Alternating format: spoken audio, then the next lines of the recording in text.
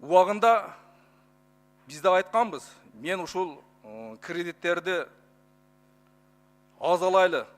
Егерде кредит ала тұрған болсақ, біз ошоны тура бағытта иштетели деп мен айттым эле. Ошол кезде экс-президент Алмазбек Атамбаев, депутат Жамалдинов деген бар. Ушул мен кредитти албасын деп айтып жатат.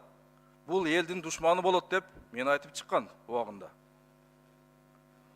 Мына азыр келип карасак,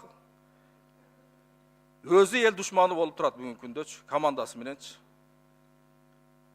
Себеби дегенде ушунча алынган кредиттерди мына бир эле курулуш боюнча, тесттин курулушу боюнча эле 111 миллион ашыкча чыгашага таап отурабыз.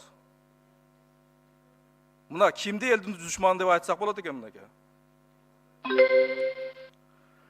Ошондуктан урматтуу депутаттар, урматтуу өкмөттүн мүчөлөрү, биз алынган 2 минут фракциянын убактысынан кош бергиле. Биз алынган кредиттерди мындан кийин дагы сарамжылдуу пайдаланышыбыз керек. Ошол керек боло турган өндүрүштөргө жумшашыбыз керек.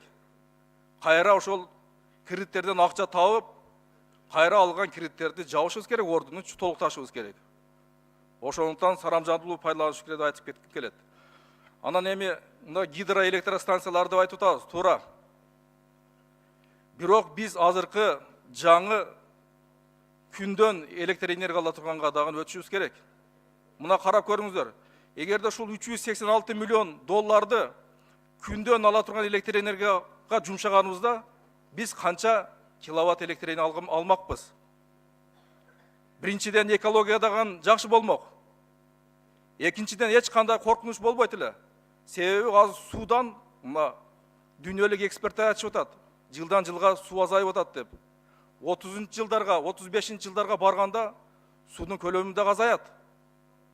Биз ошондо ГЭСтер кайсы электр энергияны өндүрүп берет бизгечи?